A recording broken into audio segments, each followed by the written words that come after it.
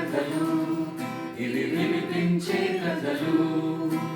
వెంపటి కామేశ్వరరావు వినిపించే కథలు, వినిపించే కథలు, ఇవి వినిపించే కథలు. వినిపించే కథలు, ఇవి వినిపించే కథలు.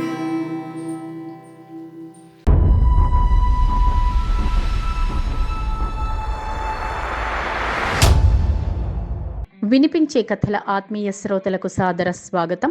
ఈనాటి 879వ వినిపించే కథ వీకే 879 శ్రీమతి విజయ శ్రీముఖి గారి కథ మయుని జాలం వింటారు. వినిపిస్తున్నవారు శ్రీ వెంపటి కామేశ్వరరావు. రచయిత్రి శ్రీమతి విజయ శ్రీముఖి గారి కలం పేరు శ్రీవదన. శ్రీమతి సరస్వతమ్మ శ్రీ పోతునూరి ఆంజనేయులు గార్ల కుమార్తె. అవసరం, ఆసక్తి నన్ను టీచర్ని చేశాయి. చిన్నప్పటి నుండి కథలు వింటూ చదువుతూ ఉండడం చేత సాహిత్యంపై ఆసక్తి పెరిగింది. వాస్తవానికి దగ్గరగా సమస్యలను ఎదుర్కొనే ఇతివృత్తాలతో రాసిన రచనలు, రచయితలు నాకు ఇష్టం అంటారు వారు. ఇప్పటికీ దాదాపు 190 కథలు, 2 నవలలు వారి కలం నుండి జాలువారాయి. చాలా కథలకు, 1 నవలకు బహుమతులు అందుకున్నారు. వారి కథ ఇప్పుడు విందాం.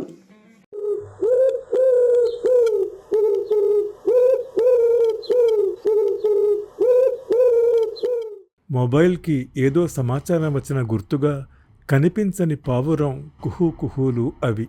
కంపెనీ నుంచి వచ్చి స్నానం చేసి టీవీ రిమోట్ కోసం చూస్తున్నాడు ఉపేంద్ర. 10 రోజుల నుండి ఇంట్లో భార్య సౌశీల్య లేదు. ఉదయం ఆఫీసుకు వెళ్తూ దారిలో టిఫిన్ చేసి వెళ్ళి ఆఫీస్ క్యాంటీన్లో లంచ్ చేసి రాత్రికి చపాతీలు పార్సిల్ తెచ్చుకుంటున్నాడు. నిద్ర వచ్చే వరకు టీవీ కాలక్షేపమే. ఉదయం ఎక్కడ పెట్టానోనని రిమోట్ వెతుకుతూ ఉంటే మళ్ళీ పావురం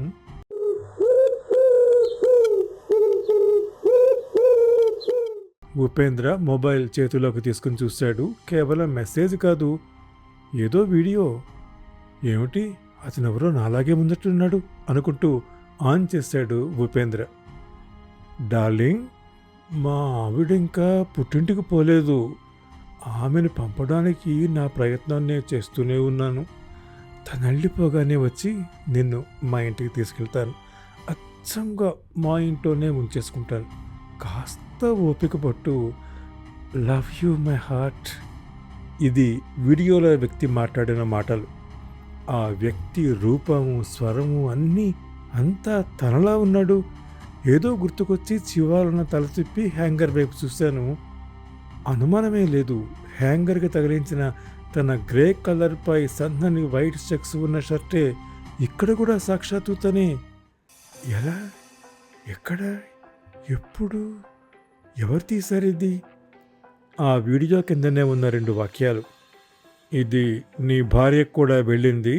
మరో 15 గంటలో సోషల్ మీడియాలో కూడా చక్కర్లు కొట్టి నీకు ఎనలేని కీర్తి ప్రతిష్టలు తేబోతోంది అని. ఉపేంద్రలో కోపం ఉవ్వెత్తున లేచింది. వెంటనే అది పంపిన వారి నంబర్కి కాల్ చేశాడు.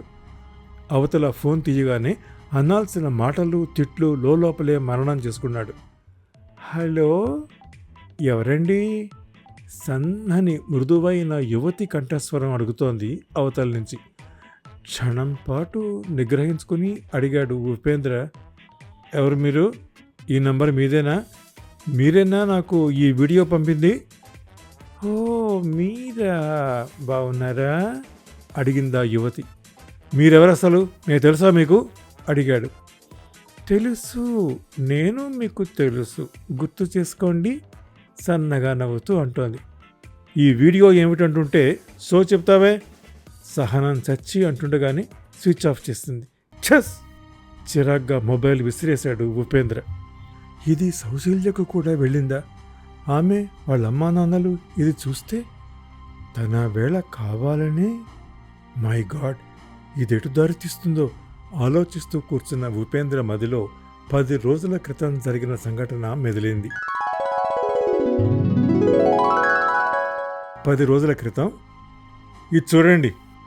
ఆన్ చేసి ఉన్న తన మొబైల్ ఫోన్ మామగారి ముందుకు విసిరేశాడు ఉపేంద్ర. ఊరి నుండి వాళ్ళిద్దరినీ ఇవాళ పిలిపించాడు. తీసి చూస్తున్నాడు నరహరి. ఆతృతగా ఆందోళనగా తను కూడా అటు వంగి చూస్తోంది ఊర్మిళ.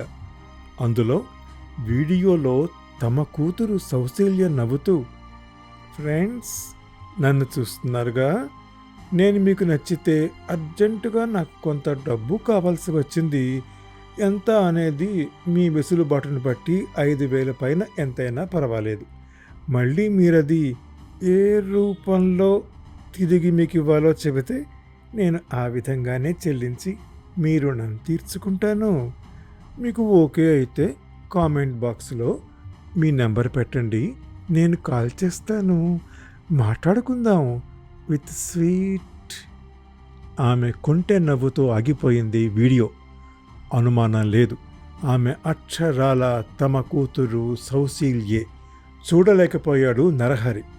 వినలేనట్లుగా తల విదిలిస్తూ కాస్త ఎడంగా బిక్కచచ్చిపోయి నిలబడి అపరాధిలా తల దించుకున్న కూతుర్ని యావగింపగా చూసి ముఖం తిప్పుకుంటూ, నన్ను క్షమించు బాబు, దీనికి దుర్బుద్ధి ఎందుకు పుట్టిందో నాకు తెలియడం లేదు. తల దించుకొని అల్లుడి ఫోన్ అక్కడ పెట్టేస్తూ చెప్పాడు నరహరి. ఏమీ అర్థం కాని అయోమయంతో ఆందోళనగా కూతురుని చూస్తోంది ఊర్మిళ. నేనేం తక్కువ చేశానని నా వెనక ఎలాంటి వేషాలు ఇస్తోంది? నేను భరించలేను, మీ కూతుర్ని తీసుకెళ్ళండి. ఎంతో అసహ్యంతో ఆగ్రహంతో అరిచాడు ఉపేంద్ర. నరహరి నిస్సత్తుగా అక్కడున్న కుర్చీలో కూలబడిపోయాడు. సౌసి, ఏమిటే ఇది? ఎందుకు ఇలా చేసావు? నీకు దెయ్యమేమైనా పట్టిందా? బంగారం వంటి భర్తని బతుకుని చేతులారా దూరం చేసుకుంటున్నావు. ఊర్మిళ ఒక్క ఉదుటిన వెళ్ళి కూతుర్ని కుదిపేస్తూ అడుగుతోంది. ఎన్నిసార్లు చెప్పనమ్మా, నాకు తెలియకుండా ఎవరిలా చేశారో తెలియదమ్మా. నాకు అదెట్లా వచ్చిందో కూడా తెలియటం లేదు. నే అలా అనగలనని మీరెలా అనుకుంటున్నారు? నన్ను నమ్మండమ్మా. చేతులెత్తి దండం పెడుతూ ఏడుస్తోంది సౌశల్య. అదిగో ఆ నంగనాచి ఏడుపులే వద్దంటున్నాను. దీనికి ఫోన్లో యూట్యూబ్ పిచ్చి బాగా తలకెక్కి కొట్టుకుంటోంది. ఏదో కాస్త వండి తగలేస్తుంది, నా దారిని నేను కంపెనీకి పోతాను, ఇంకేం పని ఉంది? రోజంతా యూట్యూబ్లో రీల్స్, దాంట్లో వచ్చే అడ్డమైన చెత్తంతా చూస్తూ కూర్చుంటుంది. పైగా నేను వచ్చాక మళ్ళీ నాకు అవి చెబుతూ ఇకిలింపొకటి. కంపరంగా అన్నాడు ఉపేంద్ర. తలలు వంచుకొని వింటున్నారు నరహరి, ఊర్మిళ. వట్టి ఫోటోనో వీడియోనో అయితే పిల్ల చెప్పేది నమ్మచ్చు. ఆ మాటలు గొంతు దీనివే. తెలియదంటే నమ్మడం ఎలా? అల్లుడికి కోపం రావడం సహజమే అనుకున్నారు తల్లిదండ్రులు. సౌశల్య ఏదో చెప్పబోతోంది. ఈసరింపుగా ఆమెను వారిస్తూ, నువ్వు నోరెత్తకో, నేను 1,00,000 సార్లు చెప్పాను నీకు ఆ దిక్కుమాలనవన్నీ చూడకు అని. వాటిల్లో కొన్ని చూస్తే మంచి మెదళ్ళకు కూడా తెగుళ్ళు పుడతాయి. ఏవైనా మంచి పుస్తకాలు చదువుకో అని అంటే విన్నావా? ఓహో, అవి చూసి నీకు పుట్టింది నిమ్మ తెగులు. అరుస్తున్నాడు అతను. నరహరి తలెత్తలేకపోతున్నాడు. ఏం మాట్లాడాలో అర్థం కావటం లేదు. అల్లుడు చేసేది కేవలం ఆరోపణ కాదు, రుజువు కళ్ళ ముందు పెట్టాడు. ఊర్మిళ అడుగు ముందుకేసి, బాబు, ఈ ఒక్కసారికి మా ముఖాలు చూసి మన్నించయ్యా. ఇక మీదెప్పుడు ఇలాంటి పిచ్చి పనులు చేయదు. అసలు దాని ఫోన్ తీసి పారేద్దాం, ల్యాండ్లైన్ పెట్టిద్దాం. అల్లుడి చేతులు పట్టుకోబోయింది. ఏమిటండి మన్నించేది? ఈవిడి గారు పెట్టిన ఈ పోస్ట్ ఎన్ని వందల మంది చూస్తారో తెలుసా? రేపటి నుంచి ఎవడొచ్చి మా తలుపు కొడతాడో. ఇదిగో నా పెళ్ళామని పెళ్ళిళ్ళకు ఫంక్షన్లకు వెంటేసుకు తిరిగానుగా. ఇప్పుడు యూట్యూబ్లో చూసి నేను ఆడంగి పెసవ అనుకోరా? కొవ్వెక్కి మాట్లాడే సిగ్గుమాలని దాన్ని నాకేసి కట్టారు. మీరు నాకేం చెప్పద్దు. కంపెనీకి వెళ్తున్నాను, నేను తిరిగి వచ్చేసరికి అది నా ఇంట్లోంచి పోవాల్సిందే. చెరచెర బయటకు నడిచి బైక్ స్టార్ట్ చేశాడు. ఎంత ముద్దుగా మురిపంగా పెట్టుకున్నాను నీకు సౌశల్య అనే పేరుని. నా మురిపాన్ని, నీ భర్త నమ్మకాన్ని మున్నెట్లో ముంచావు కదే, ఛీ అనేసి వరండాలోకి వెళ్ళిపోయాడు నరహరి. ఏం చేద్దామండి ఇప్పుడు? భర్తతో పాటు వెనకే వెళ్ళి కళ్ళ నీళ్లతో అడిగింది ఊర్మిళ. ఎలాగైనా చావని కళ్ళెదుట కనిపిస్తోంది దాని నిర్వాకం. అతనేం తప్పులేదు. మనం తీసుకెళ్తే అతను ఎన్నడిగిరాడు, దీన్ని తిరిగి తీసుకెళ్ళడు. వాళ్లే చక్కబడిపోతారులే, నువ్వురా వెళ్దాం అన్నాడు నరహరి. మీరు రమ్మన్నా నే రాను.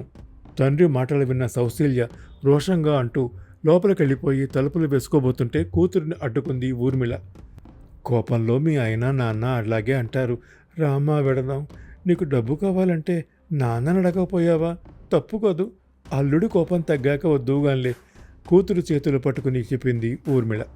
తను వెళ్ళిపోతే కూతురు ఏం అఘాయిత్యం చేసుకుంటుందోనని ఆమె భయం. మీరు నమ్మర్లే, అయినా చాకరీ చేయడానికి కాపలా కాయడానికి ఇది నా ఇల్లు. ఏ చిన్న కోపం వచ్చినా బయటికి పొమ్మంటారేంటి? ఇది ఈయన ఇల్లు, అది నాన్న ఇల్లునా? నాకంటూ కొంపలేదా? చెప్పేది అసలు అర్థం చేసుకోరే. నేను రాను, వెళ్ళండి. సౌశల్య ఆవేశం అశ్రు రూపంలో వెలువడుతోంది. లోపలికెళ్ళి తలుపేసుకుంది. ఊర్మిళ వెనుతిరిగి చూస్తూ భర్త వెనక వెళ్ళింది. సాయంత్రం ఉపేంద్ర వచ్చేసరికి సౌశల్య లేదు. తల్లిదండ్రులు తీసుకెళ్ళిపోయి ఉంటారులే అనుకుని ఊరుకున్నాడు.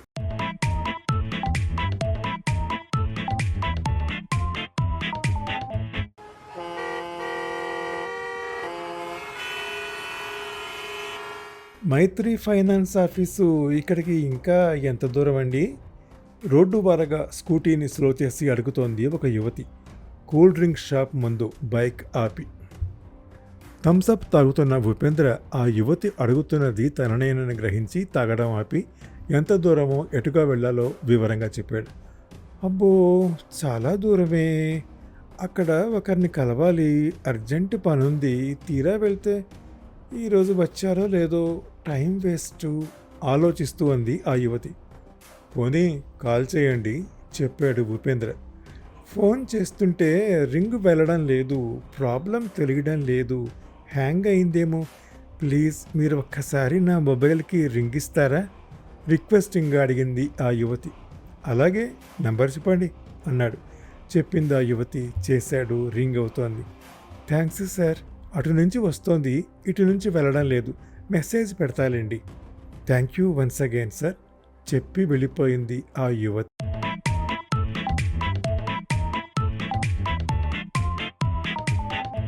ఆలోచిస్తూ కూర్చున్న ఉపేంద్రకు మళ్ళీ ఫోన్లో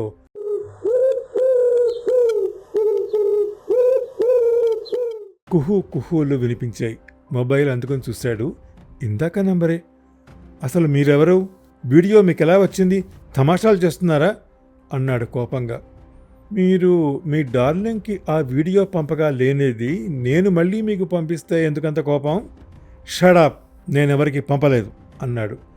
మీ మిస్సెస్ వీడియో కూడా ఇలాంటిదొకటి నేను చూశాను. ఆమె మీకు తెలుసా? ఏమిటి దొంగట? పిచ్చెక్కిపోతోంది ఉపేంద్రకి. చెబుతాను. 15 రోజుల క్రితం మీరు మీ భార్యను తీసుకుని హాస్పిటల్లో ఉన్న మీ కొలీగ్ భార్యను చూడటానికి వెళ్ళారా అడిగింది. వెళ్ళాను. ఆమెను చూసి బయటకు వచ్చాక మీరు మీ ఫ్రెండు మాట్లాడుతూ ఉండగా అవతల ఉన్న సంపంగి చెట్టును చూసి ముచ్చటపడిన మీ ఆవిడ అటుగా వెళ్ళే కుర్రాన్ని పిలిచి, బాబు ఫోటో తీవా అంది.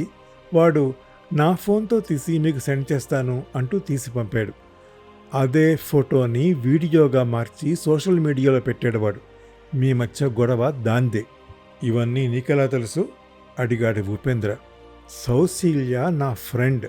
మీరు అనుకున్నట్లు ఆమె తన తల్లిదండ్రులతో వెళ్ళలేదు, నా దగ్గరికి వచ్చింది. అదా విషయం. ఫోటో వీడియో వరకు ఓకే, కానీ మాటల్లో ఆమె గొంతు ఎలా వచ్చింది? ఫ్రెండ్ అని బాగా సేవ్ చేస్తున్నావు. సేవ్ చేస్తున్నానా? ఇంకా మీరు నన్ను నా మాటని గుర్తుపట్టలేదా అడిగిందామె. ఎవరు? నా తల తిరిగిపోతుంది, చెప్పండి. 4 రోజుల క్రితం నేను మిమ్మల్ని సెంటర్లో మైత్రి ఫైనాన్స్ ఆఫీస్ ఎంత దూరం అడిగాను, గుర్తుందా? అడిగారు. మీరేనా? అవును, నా పేరు రష్మి. ఈ సిటీలోనే సాఫ్ట్వేర్ జాబ్ చేస్తున్నాను. నేను ఒకసారి మీ ఇంటికి వచ్చాను, మీరు లేరప్పుడు. సరే, ఈ వీడియోలేమిటి అడిగాడు. మంచి ప్రశ్న వేశారు. నేను క్రియేట్ చేసిన మీ వీడియోలో మాటలు కూడా మీవేగా అంది రష్మి. గతుక్కుమన్నాడు ఉపేంద్ర. నిజమే కదూ అనుకున్నాడు. ఏఐ మహిమలండి. ఎవరైనా ఒక్కసారి మొబైల్ కెమెరా ముందు మాట్లాడితే ఏఐ టెక్నాలజీతో ఆ మనిషి స్వరంతోనే ఎలాంటి మాటలనైనా సెట్ చేయొచ్చు. ఆ కుర్రబెధవ సౌసీ ఫోటోను అలాంటి మాటలతో వీడియోగా సెట్ చేసి సోషల్ మీడియాలో పెట్టాడు. ఇదంతా చెప్పినా మీరు నమ్మరని మైత్రి ఫైనాన్స్ ఆఫీస్ మిషన్ మీద మీతో మాట్లాడి ఇలా వీడియో క్రియేట్ చేసి పంపా చెప్పింది రష్మి. చంపారు పొండి. మొబైల్ అయితే బాగానే వాడతాను, కానీ ఈ టెక్నిక్స్ టెక్నాలజీలు నాకు తెలియవు. సారీ అండి. వాడెవడో కనుక్కుంటాను. మీ అడ్రస్ మెసేజ్ పెట్టండి. నేను వచ్చి కాళ్ళో గడ్డమో పట్టుకు క్షమాపణ చెప్పుకొని సౌసిని ఇంటికి తెచ్చుకుంటాను. కోపంతో ఒళ్ళు తెలియకుండా నోటికొచ్చినట్టు మాట్లాడాను కదా, తను బాగా హర్ట్ అయి ఉంటుంది. చాలా చాలా పెద్ద తప్పు చేశాను. మీరు కూడా నన్ను క్షమించి మీ ఫ్రెండ్కి కాస్త నచ్చ చెప్పండి ప్లీజ్ అన్నాడు. అలాగే, నేను ఆఫీసులో ఉంటాను రండి. సౌశల్య ఇంట్లో ఉంటుంది చెప్పింది రశ్మి. ఈ ఏఐ లీలలు చూస్తుంటే భారతంలోని అద్భుత శిల్పి మయుడు ఆయన సృష్టించిన మయసభ గుర్తుకొస్తున్నాయి. కర్మ, ఇలాంటి మయుని జాలం మొదలైందా సోషల్ మీడియాలో?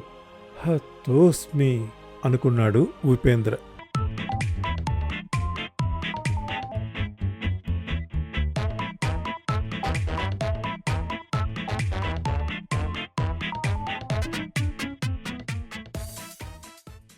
ఇంతవరకు మీరు వినిపించే 879వ కథ వీకే 879 శ్రీమతి విజయ శ్రీముఖి గారి కథ మయుని జాలం విన్నారు.